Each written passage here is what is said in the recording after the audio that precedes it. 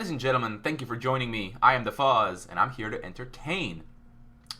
And today I want to talk about something that's been on my mind for some time. I just haven't been able to get to it, and that is the cards in Spellweaver that limit design space. That is, they have such an effect that any new cards made, they have to consider these cards' existence before they can be made, and how good they are will depend very heavily on their interaction with some of these cards.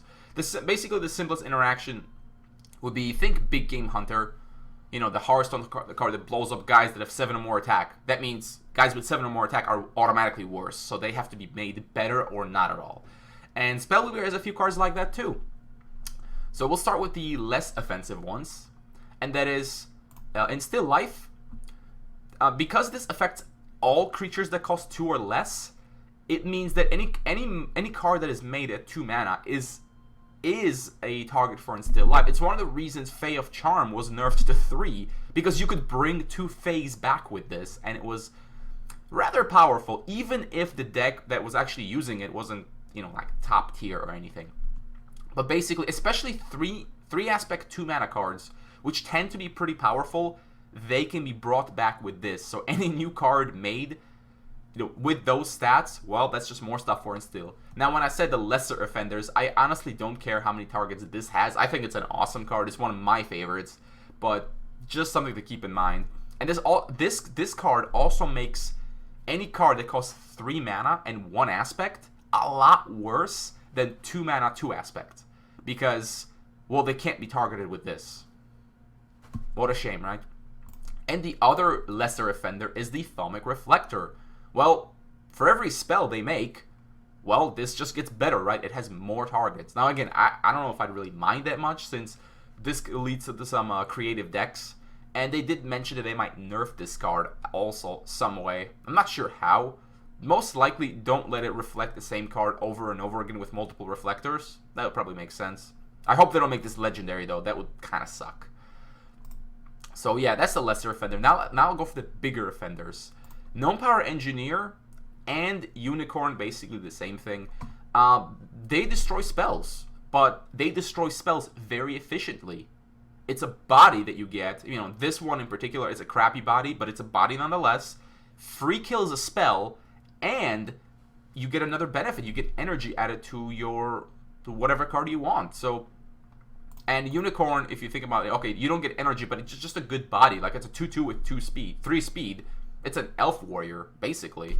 That's pretty fine for 2 mana. And you destroy spells. So what this has caused is that any spells in this game that aren't overpowered are just simply useless. Because, well, this exists. And you have to run spells that are overpowered because spell removal is overpowered. So think of the card Hands from Beyond. They removed it from the game, or they removed it from our collection. It was the card that reduced all of your opponent's creatures' speed by 1. Not a bad spell, really not that bad, but it never saw play because it wasn't broken enough. Because Unicorn can just blow it up. NonPower Engineer can just blow it up. Now, if you've ever actually played against that spell in like trials or something, it could actually be really annoying, but it wasn't overwhelmingly powerful like Reflector, Lamp, or Helm, because of the risk of it getting destroyed, especially expensive spells. If you play an expensive spell, it better be like ridiculously broken like Helm, otherwise it's just not good enough because it could get removed.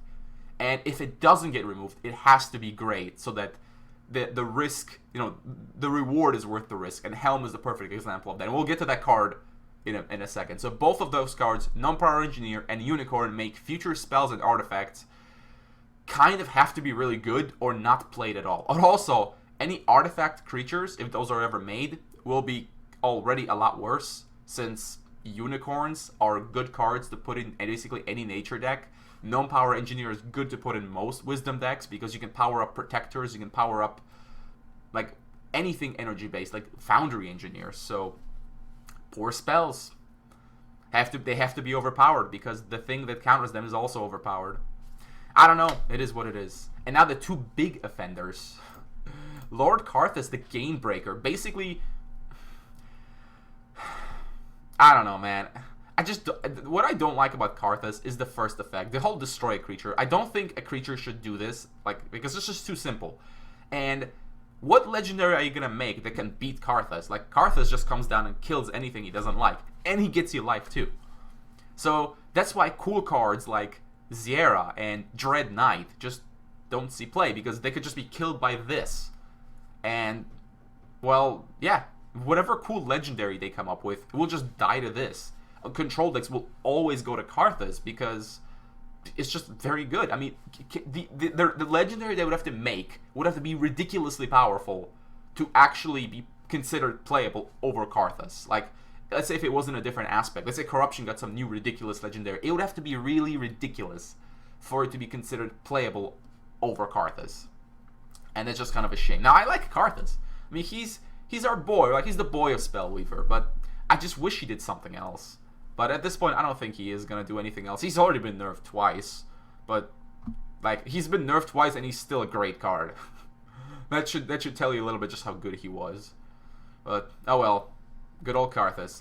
And I think the biggest offender in my mind is the Helm of Dominion, aka the most overpowered spell / artifact in the game. Because now, specifically what this limits are the Death Rattle cards. Cards with either that put cards under themselves or that do something when they die, like Phoenix. Because of the way the game is designed, if you take control of a creature that does something when it dies, and it dies while on your side of the field, you, the controller, not the owner, gets the effect. So, if you steal a Phoenix and it dies, you get the other Phoenix. That really sucks, doesn't it? But it's even worse with cards like Primordial Treant. If Primordial Treant has 5 elves under it, it's a big creature. Oh, look at that Helm. And now it dies, and I get all the elves, even though they were your cards. So not only did I steal your Treant, I stole all your elves. Doesn't seem fair to me. And it just means that cards like that are just... The threat of Helm taking them is so crushing that they might just never see play.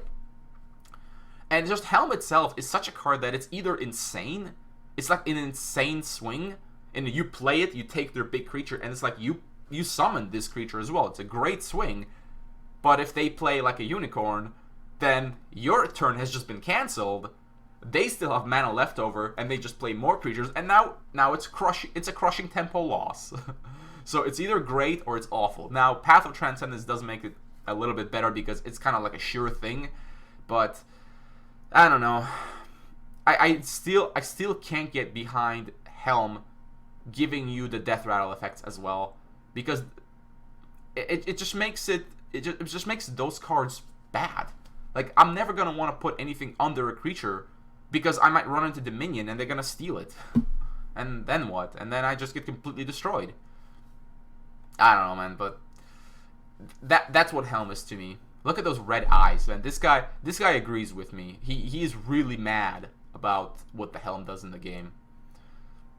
So yeah, I mean, we should just trust this guy and change this somehow. I'm not gonna suggest anything in particular, but so there's my 2 cents on cards that limit design. There were other cards I could have included, but I didn't think they were offensive enough, like Nienna. You know, if you make elves, Nienna just gets better, but I mean, whatever. Give Nienna more elves.